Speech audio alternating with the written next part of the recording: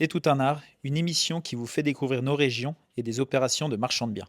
Bonjour à tous, aujourd'hui nous sommes donc à Lyon, Lyon 3 précisément, Lyon qu'on ne citera plus, une agglomération de plus de 500 000 habitants. On va donc visiter une opération en plein cœur de la ville, à quelques pas du musée des Frères Lumière. Allez, suivez-moi.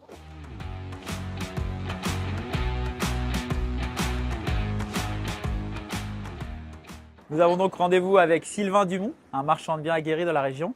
Il va nous présenter son immeuble. Salut Arwan, tu vas bien? Et toi, comment Bah vas-tu? oui, ravi de vous accueillir sur une de mes opérations. Eh bien, écoutez, allons-y. Allez, Fonce. c'est parti. Suivez-moi.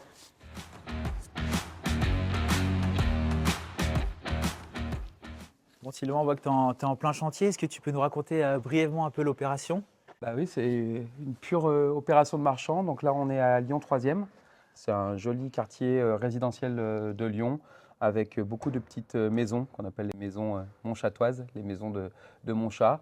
Là, on est sur un immeuble des années 1940, 4 étages élevés sur cave plus comble.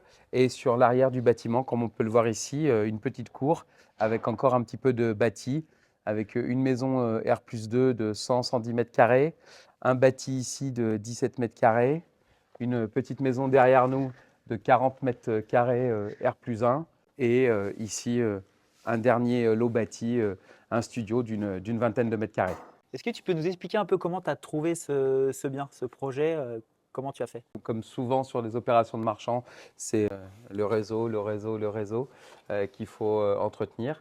Et là, effectivement, c'est un agent immobilier avec qui je travaille. Voilà, j'étudie les dossiers rapidement, que je donne un go ou un no-go rapide. Donc pour ça, il aime bien travailler avec moi, parce que voilà, j'achète pas tout, mais quand on dit oui, c'est oui et on y va vite. Et effectivement, il m'a appelé en me disant, bah, écoute Sylvain, j'ai un dossier un petit peu particulier à te proposer. Je pense que c'est une bonne affaire, mais il faut que tu te déplaces et il faut que tu l'étudies. Donc effectivement, ben, on est venu, on a visité. Particularité de ce dossier, c'est qu'on était sur un dossier avec énormément de problèmes. On avait un immeuble qui était partiellement squatté, avec des gros problèmes d'entretien et notamment de seconde œuvre, des lots vides, des lots habités avec certains locataires et notamment certains locataires en indélicatesse de paiement de loyer. Donc il a fallu gérer ce dossier en tenant compte de tous ces points. Ce qui faisait aussi que le dossier était proposé à un prix Après, à ce... intéressant. Ouais. Ok, excellent. Enfin, c'est vraiment, on est sur un produit marchand. Donc, tu as reçu de tes contacts cette opération, tu l'as analysée. Là, on voit quand même, on a une typologie. Enfin, en tant que marchand, on adore. Quand tu as l'immeuble et que derrière, tu as 3, 4 petites maisons. Est-ce que tu as eu des choses d'urbanisme ou des choses comme ça sur ce projet? Le gros avantage, c'est que quand on regarde le dossier au PLU, tout est, comme on a l'habitude de dire, en jaune foncé. Donc tout était déjà cadastré, référencé, il n'y a aucune construction qui était illicite et tout était en logement. Donc c'est-à-dire qu'on avait des compteurs électriques dans tous les lots et tout était à la base du logement. Donc pour le coup, pas d'autorisation. Pas de besoin nécessaire Non, sur la non, mairie. effectivement, les seules autorisations d'urbanisme qu'on aura à poser, ce sera pour le ravalement de façade et la demande de quelques Velux sur le toit de l'immeuble principal et sur le toit de la maison qui est ici à l'arrière. Les fenêtres sont changées strictement à l'identique Ok. et on est partout en fenêtre bois, donc pas besoin d'autorisation vu qu'on change à l'identique. Ok, bah écoute, ça c'est des beaux projets en tout cas que tu as trouvé là. Donc comme tu le disais, t'as eu ton petit lot de déboires avec des squatteurs ou des locataires. Quelle solution tu as trouvé pour faire affaire avec eux ou pour les sortir ou pour trouver une solution? Tu l'as joué sur ce point-là? Alors, c'est la première fois que j'avais un dossier à traiter avec ce type de problème. La grosse différence ici, c'est que moi, j'achetais le dossier avec les squatteurs. Donc déjà, psychologiquement, c'est différent. On ne subit pas totalement ce désagrément. Ça en devient presque un atout pour un marchand d'avoir des squatteurs, un atout. Enfin, Ouais, non, faut mais trouver effectivement, faut ça trouver devient la sortie. un vrai levier de négo. En revanche, derrière, il faut le gérer. Et on est en France, on ne se sépare pas de squatteurs comme ça, même si la loi Casbarian-Berger l'année dernière a quand même fortement accéléré les processus qui nous permettent de nous séparer de ces occupants-là de manière un peu plus rapide. Avant, on pouvait vite être à 18, 24 mois. Aujourd'hui, on est plutôt à 12 mois, 10, 12 mois. Moi, ne subissant pas ce problème de squat directement, moi je suis allé taper aux portes, tout simplement. Je me suis présenté en remettant chacun dans son rôle. Je suis le nouveau propriétaire, vous êtes les squatteurs. Du coup, on a un souci. Et à tout souci, il faut trouver une solution. Donc déjà, la bonne nouvelle, c'est qu'on m'a vendu un dossier avec 4 squatteurs, mais au final, il n'y en avait que 3. parce que le dernier lot qu'on m'avait vendu comme étant squatté, ben non, c'était une personne qui avait un bail et qui payait son loyer. Du coup, j'avais plus que 3 dossiers de squat à régler. Et après, j'ai trouvé des solutions amiables avec des compensations financières pour que les gens quittent l'immeuble pour des montants plutôt raisonnables au vu de l'ampleur du dossier. C'était des montants qui ne remettaient pas en cause l'opération. Donc voilà, ça s'est plutôt très bien géré, même mieux que ce que j'aurais pu imaginer. Ces histoires de squat sont derrière nous. Donc premier problème réglé sur ce dossier, c'était déjà une grosse chose. Sylvain, donc tu as eu ta source, tu as donné cette opportunité, tu as fait ton analyse, tu as regardé ça, tu as pris en conséquence donc, les squatteurs. Une autre partie de travaux que tu vas nous expliquer juste en suivant. Après, tu as donc fait un financement et tu as fait l'acquisition de ce bien. Combien de temps après en fait? Combien de temps ça a duré entre le moment où tu as fait ton offre et le moment où tu as acheté techniquement le bien? Ouais, alors là, écoute, on est en 2025, 24, 23. Moi, je visite pour la première fois ce bien décembre 2023. Je visite, je vois directement, malgré les soucis qu'on va évoquer juste après, le potentiel du bien. Je me positionne au prix. Bien évidemment, je n'étais pas tout seul sur le dossier, donc j'ai fait une offre sans aucune condition sur ce bien. Et ensuite, on a dû signer un compromis janvier, début février 2024. Et moi, je suis propriétaire du bien depuis juin 2024. Je porte réellement le projet depuis juin l'année dernière. Donc, ça va faire à peu près 9 mois que je suis propriétaire de l'immeuble. Ok, super. Je te propose qu'on continue. On va Oui, visiter cette bâtisse allez. et tu nous expliqueras quel a été ton levier d'acquisition sur la partie travaux. Je l'ai acheté, moi, en l'état, tel quel, charpente et couverture neuve, brute de moellon. Pour le coup, ce lot-là n'avait jamais été habité depuis sa rénovation et n'avait jamais été terminé. Mais on avait effectivement un compteur qui avait déjà été préalablement posé. On est juste à côté des transports en commun, donc c'est quelque chose qui est assez demandé. Et on va avoir effectivement un co-living de 4 chambres avec 4 salles d'eau. Chaque chambre a sa salle d'eau. Okay. Et au rez-de-chaussée, une pièce à vivre plutôt spacieuse avec une très belle cuisine équipée, des sanitaires, une buanderie pour ce lot-là. Ok, super. Écoute, c'est une belle bâtisse que tu as au fond là. Ah, on en profite pour avoir une belle vue sur ton immeuble du coup. Effectivement, de là, on voit la façade arrière du bâtiment. Tu me disais qu'il y avait quelque chose par rapport au plancher. Est-ce qu'on peut aller voir c'est peut-être ces planchers et regarder quel était l'inconvénient ou tu as fait un atout finalement de cette problématique? C'est toujours une vraie problématique quand on est sur des vieux immeubles comme ça. On a du plancher bois. Malheureusement, avant le curage, c'est impossible de connaître l'état de ces planchers. Donc là, on a quasiment fini le curage sur 80% de l'immeuble. Bon bah ça, c'est top. Du coup, en termes d'aléas, tu fais d'expérience? Moi, j'ai toujours un aléa de chantier, on va dire 5% sur l'enveloppe travaux, parce qu'il y a toujours des impondérables ou des choses qu'on n'avait pas prévues d'une manière qui vont finir d'une manière différente. Donc là, pour le coup, 5% d'aléa de chantier, on va dire. Et plus spécifiquement, quand j'ai des sujets comme ça, qui sont identifiés en amont, parce que la case des aléas de chantier, c'est plutôt pour les choses non identifiées, mais quand on a identifié un problème potentiel dont on n'est pas sûr, là, je mets une enveloppe spécifique pour cet aléa-là. On continue sur l'immeuble? Allez, c'est parti.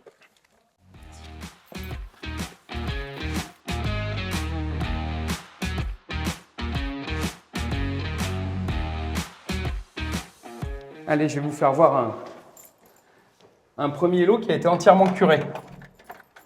Ok. Tu as parlé de curage. Qu'est-ce que tu appelles curage?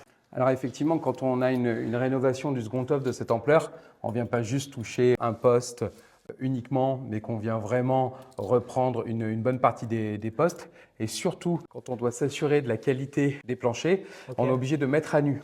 Là, on ne pouvait pas se permettre typiquement de garder le faux plafond, de refaire l'appartement sans vérifier directement la qualité des planchers. Donc là, on est venu curer totalement le lot pour pouvoir le réisoler correctement et surtout s'assurer de l'intégrité structurelle des planchers. Et pour le coup, comme on le disait un petit peu en bas, j'avais mis une poche d'aléas travaux pour éventuellement renforcer les planchers.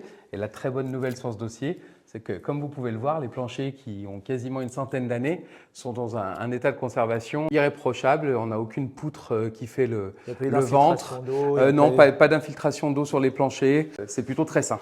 Pour rebondir encore plus tu m'as dit que sur ce bâtiment, il y avait un arrêté de mise en sécurité d'urgence, effectivement. Quand j'ai acheté le dossier, l'immeuble était frappé d'un arrêté de mise en sécurité, effectivement. Est-ce que tu vas m'expliquer ce que c'est du coup? Il y a plusieurs types d'arrêtés de mise en sécurité d'urgence. Ici, sur ce dossier qui nous concerne, il a impacté uniquement 4 points. On avait des problèmes de fenêtres qui étaient cassées, et notamment sur rue, qui menaçaient de tomber directement sur rue. Ok. Donc, un premier souci. On avait quelques tuiles déboîtées, mais sur des bâtis R0 qui sont en arrière-cour. Donc, Ok. potentiellement un risque de prendre une tuile sur le coin de la tête si on passait dessous. On avait un gros souci sur la colonne électrique de l'immeuble qui n'était absolument pas aux normes. Ok. Troisième point. Et enfin, quatrième point, on a un tout petit bâti sur cour en mode studio qui était vraiment, lui et notamment sa charpente, dans un très sale état, donc qui menaçait potentiellement de s'effondrer. Donc on avait 4 points. Et pourquoi un arrêté de mise en sécurité d'urgence? Dès lors que ces désordres sont de nature à causer des problèmes et notamment d'ordre public, parce que par exemple si on avait un pigeon qui tapait une vitre déjà cassée et qu'on a un bout de verre qui tombe sur la rue, Voilà, ça peut... c'est vraiment un intérêt sécuritaire pour les gens. Exactement. Donc, tu as utilisé ça comme levier pour négo, donc avec le vendeur. Finalement, tu as eu de la chance parce que tu as pris aussi ton risque de te dire qu'un plancher, il y aurait pu avoir un réel gros problème sur ces choses-là. Tu as tout curé et tu t'es rendu compte que finalement, c'est plutôt sain. 2-3 problèmes de fenêtres, un peu de tuiles et ces petites choses-là. 2-3 fenêtres. Bon, tu as quand même toutes les fenêtres à On changer. change toutes les fenêtres du bâtiment. On est quand même d'accord. Bah, elles sont dans leur jus, mais Ah oui, je pense que Erwan, les fenêtres sont plus vieilles que toi et qu'elles sont pas loin d'être d'origine du bâtiment. Donc là, oui, on est sur du simple vitrage. On voit que même il y a du polycarbonate qui a été posé. De toute façon, c'est tout à changer et on change l'intégralité des fenêtres. Pour te donner un ordre d'idée, on est à 8% d'enveloppe travaux globale juste pour les huisseries. ok.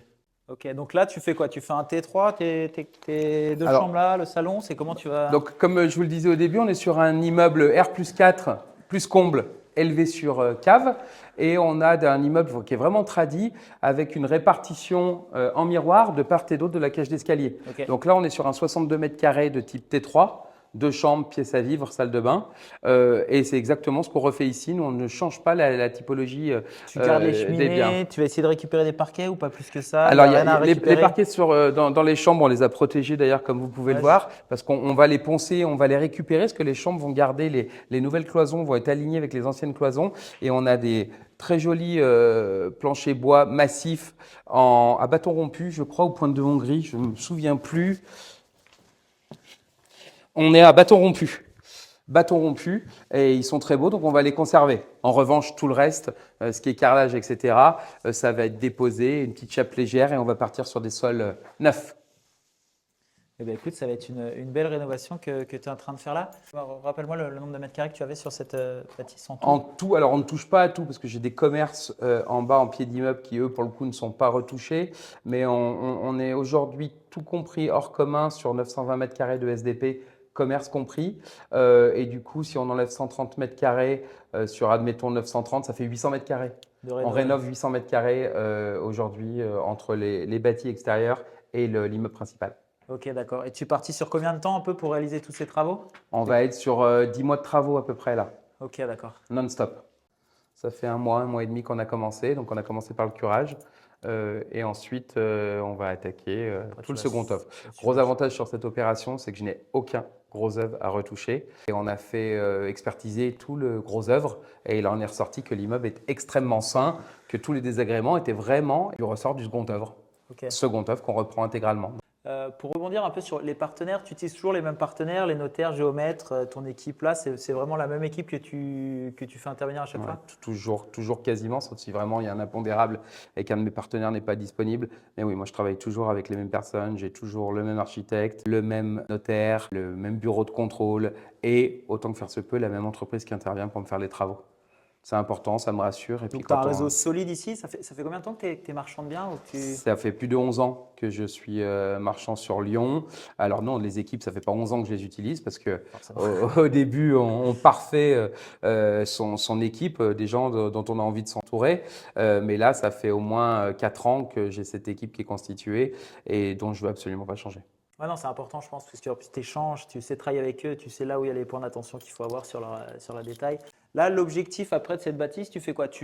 revends plateau les lots, tu fais que les communs, tu fais vraiment tous les travaux et tu revends l'intégrité de la bâtisse? Parce que marchand, c'est un peu ça l'objectif, Mhm. Et achat-revente. il y a eu plusieurs pistes qui ont été étudiées sur ce dossier. Bien évidemment, la revente par lot est intéressante. J'ai proposé ce produit à mon réseau en off. Il n'y a jamais eu une parution presse sur ce bien. Et il s'est trouvé que par mon réseau, j'ai trouvé une foncière qui était intéressée par l'intégralité de l'immeuble en un seul bloc. Ok, Donc ça, c'est- ma sortie, donc on a déjà aujourd'hui le client pour la sortie de ce dossier. Et c'est une foncière qui achète l'immeuble en bloc, entièrement rénové. On arrive à avoir un autre appartement, un autre logement ou c'est que celui-ci qui sera Non, accessible? on peut en voir un autre. Puis tu vas nous parler chiffres un peu là Allez, c'est parti. pour voir les sorties.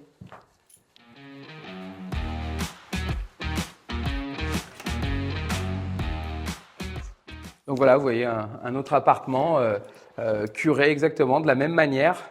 Et on voit bien que les appartements sont tous strictement identiques, 62 mètres carrés, avec Ouais. les mêmes cheminées et la même structure. Et on voit que de nouveau, là, le plancher est en excellent état, ce qui était pour le coup, encore une fois, la très bonne nouvelle de ce dossier, hein.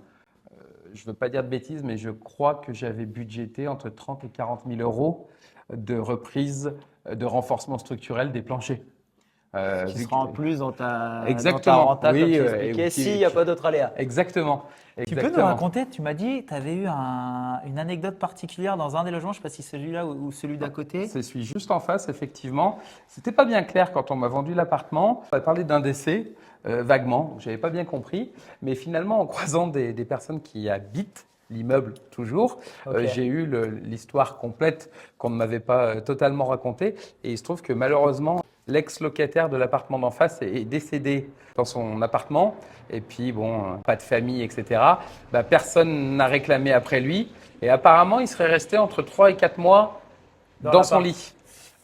Bon, apparemment, ça n'a pas fait trop de problèmes d'odeur, mais Mais bon, rassure-moi, quand tu l'as voilà. acheté, il était Non, déjà. quand j'ai acheté, il y avait bien évidemment plus personne. Par contre, vu qu'il n'y avait pas d'ayant droit ou quoi que ce soit, bien évidemment, l'appartement est resté tel quel, avec une odeur extrêmement puissante. Donc là, maintenant, ça a été curé. Et très honnêtement, là, moi, je voudrais tirer mon chapeau à mes équipes qui font les travaux et notamment le curage. Travailler dans la poussière, c'est une chose. Travailler avec une odeur et surtout quand on sait à la base d'où vient cette odeur Pourquoi? et qu'on démonte tous les meubles en question, le lit en question, très honnêtement, c'est pas cool et c'est voilà. C'est pour ça que voilà, dès que je peux avec mes équipes, on fait des choses ensemble parce que voilà, j'ai conscience entre guillemets de la difficulté de ce qu'ils font à certains moments et voilà. Donc voilà pour cette anecdote un petit Bah, peu macabre. paix à son âme dans ça, c'est Exactement. les aléas du marchand. Effectivement, les équipes qui font les travaux et enfin, Elles sont l'intégralité de la chaîne de méritantes. valeur, Elles sont elles sont méritantes et vraiment dans la chaîne de méritantes. valeur, effectivement, ils ont leur part et sans eux, on ferait rien, quoi, très clairement, quoi. Si on ne pouvait faire que des flips, acheter et revendre sans rien faire, ça se saurait. Ce serait trop beau. Malheureusement, on est obligé de passer par la case travaux et sans ces personnes-là, ça serait pas possible, tout simplement. J'ai tendance à dire qu'on est un peu chef d'orchestre, c'est-à-dire qu'il y a tous les musiciens, les artisans, les notaires, les géomètres, ceux qui sourcent, enfin toutes ces gens-là. Est-ce que tu as cette même sensation où il faut un peu animer tout le monde et donner ton rythme? Ouais, ouais. Non, mais c'est ça, effectivement, il y a une création de chaîne de valeur qui va de l'agent immobilier qui source le produit, qui dit tiens, il y a de la création de valeur potentielle. Donc, il faut que déjà cet intervenant-là, il ait l'analyse qu'il faut pour dire tiens, il y a peut-être quelque chose. Là, c'est pour un marchand, Là, hein. il faut un notaire, bien évidemment, qui va cadrer juridiquement ce qui est possible de faire de ce bien. Il y a effectivement les intervenants, travaux, je parle, qui vont aider à la réalisation, Artisan. les géomètres qui va nous permettre, par exemple, dans le cas de la mise en copropriété de ce bâtiment, qui n'était pas le cas à la base, on était en monopropriété, de faire une mise en copropriété avec un établissement d'un état descriptif de division.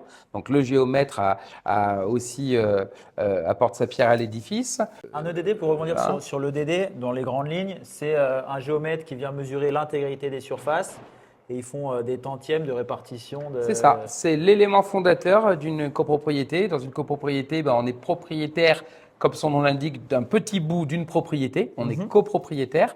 Et pour définir, sans que ça soit remis en question, de quoi on est propriétaire dans cet ensemble, et les coûts liés à l'entretien et à l'exploitation, les charges exactement de cet ensemble, qu'est-ce qu'il va m'être imputé? Il ne faut pas que ça soit remis en question, donc tout doit être très clair. Et c'est le règlement de copropriété qui régit tout ça. Et ce règlement de copropriété, lui, sa base de travail, c'est l'état descriptif de division fait par un géomètre.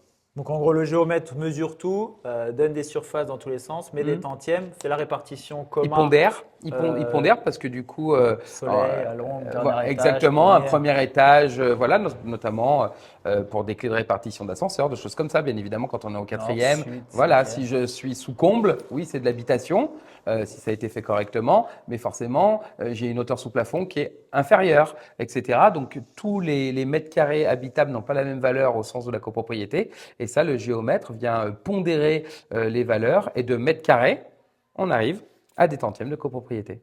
Exactement. Donc après ce DD, et après c'est plutôt le notaire qui fait le règlement Moi, via. C'est souvent comme ça, hein. ouais, ouais, C'est un moi, peu j'utilise mon notaire. souvent eux J'utilise mon qui font. notaire pour faire la mise en copropriété. Et il s'appuie sur le DD pour faire le règlement de copro. Après, il y a souvent aussi, quand je dis même dans la chaîne de valeur, il y a même le client final. Parce que c'est quand même lui, au bout du bout, qui va acheter le bien. Bon, là, pour le coup, toi, tu as vendu l'intégralité, donc tu es dans une autre sphère, entre guillemets, parce que c'est un autre type de personnes qui font l'acquisition. Mais comment ça se passe en ce moment à Lyon sur les choses, plutôt sur les autres projets? Comment est un peu le marché, toi, sur Lyon? Comment tu le sens? Est-ce que ça repart, c'est dynamique? Est-ce que c'est plus un marché d'acheteurs? En ce moment, toi, marchand, est-ce qu'il y a plus d'offres qui vont dans ce sens-là? Alors, d'un point de vue, entre guillemets, particulier, qui va acheter soit de la RP, soit de la résidence principale ou un produit locatif, on est sur un marché, on va dire, qui commence à se remettre. Je dirais Ok. ça comme ça. Ça a été très compliqué pendant 2 ans. On avait peu ou plus d'acheteurs. Lyon a été quand même une des municipalités qui a été le plus touchée Ça a sur toute baissé. la France. Ouais, alors Lyon avait beaucoup, beaucoup, beaucoup pris, peut-être trop, notamment post-Covid. Et du coup, la correction qu'on a connue ces 2 dernières années a été même plus violente que sur d'autres communes équivalentes comme Bordeaux, Toulouse, ce type de ville en France. Donc, c'était très compliqué pendant 2 ans. Et là, ça repart tranquillement. Malgré tout, pour moi, on reste sur un marché d'acheteurs. Actuellement, c'est les acheteurs qui Tourne la ont le main. pouvoir, un pouvoir de négo encore. Les prix ont baissé quand même, on a une grosse correction et je pense qu'actuellement, on est sur une phase de normalisation. Les prix sont devenus plus raisonnables, plus en adéquation avec le pouvoir d'achat aussi, hein. La réalité Des de. gens, bien évidemment, la réalité de marché, des gens qu'on a en face de nous. Ouais, non, je pense que les gens, pour rebondir, les gens ont accepté. Il y a eu un moment donné, non, je ne veux pas descendre. Là, ils ont vu que ça ne partait pas. Et maintenant, ils sont plutôt, OK, on a accepté la baisse. Et maintenant, les nouveaux biens ont quand même un prix Hmm. un peu plus cohérent. Ah, typiquement, là, on est dans un quartier qui a dû frôler les 5 500, 6 000 du mètre il y a 2 ans. Aujourd'hui, on est sur un quartier, on va plutôt être entre 4 500 et 5 000 du mètre. Donc, vous voyez, la correction a quand même été de 1 000 euros sur Ce 5 qui 000 est- euros. Je pense qu'on est assez représentatif de ce qui s'est fait sur Lyon. On a eu des corrections entre 15 et 20%, je pense. Donc, tu vois, si tu prends sur un 60 mètres carrés, moins 1000, ça fait quand même moins 60 000 Hmm. sur un lot, ce qui est Ouais. même conséquent. Ce qui est une opportunité pour un acquéreur, on va dire, mais peut-être une faiblesse pour un marché vendeur. Bon, maintenant, Sylvain, par contre, on va rentrer dans le vif du sujet là. Parce Dis-moi. que moi, je veux parler chiffres. Comment, pas combien tu as gagné, mais est-ce que tu as respecté tes marges ou du moins comment tu as géré le dossier? Ouais, alors il faut se rendre compte quand même ici, c'est un dossier qui est très particulier quand même. C'est un dossier sur lequel il a fallu se porter acquéreur sans aucune condition. Et on n'est pas sur un studio. Donc, bon, bah, déjà, quand on va sur ce type d'acquisition, c'est qu'on y va avec un certain objectif de marge, première chose. Après, deuxième chose, comme je te le disais, on avait des vrais soucis quand même cet immeuble, Il y a une valeur ajoutée. du squat, un arrêté de mise en sécurité, l'intégralité du compte œuvre à reprendre. Pour vous donner un ordre d'idée ici, en parlant chiffres, on est sur un budget de rénovation qui est de quasiment 900 000 euros. Ok, ouais. TTC. 900 000 euros de TTC de travaux pour rénover, donc plus le coût d'acquisition. Donc on commence à être sur à mon niveau, des belles opérations marchands et avec cette nécessité d'arriver au bout le plus rapidement possible parce que malgré tout, et comme on le disait, aujourd'hui l'argent coûte cher. On n'est plus il y a 2 ans avec un Euribor négatif ou à 0%. Aujourd'hui, l'argent coûte cher, donc il faut faire tourner les opérations vite. Et malgré tout, quand on se positionne avec cette ampleur de travaux à réaliser, il faut avoir en tête que les coûts financiers de l'opération seront importants. Donc voilà, ça c'est toutes les choses qui font que on est sur Il des faut dossiers porter où, son risque, quoi. voilà exactement, on est sur des dossiers où on est obligé de marger. Il y a une part de chance malgré tout, même si j'avais, comme on l'a dit, budgété des enveloppes travaux pour les planchers. Bon, coup de bol, les planchers sont nickel. Mes sujets squatteurs, au final, bon, je suis content. Je pense que j'ai pris le bon angle d'attaque pour les gérer en tête à tête et ça s'est très bien passé. Ça m'a pas coûté non plus des dizaines de milliers d'euros pour m'en départir. Donc ça, c'est plutôt des bonnes nouvelles. De la chance aussi, il y a toujours un petit peu de chance, mais au final, l'opération se goupille bien. Donc ici, c'est une très belle opération. Moi, je suis marchand depuis 10 ans.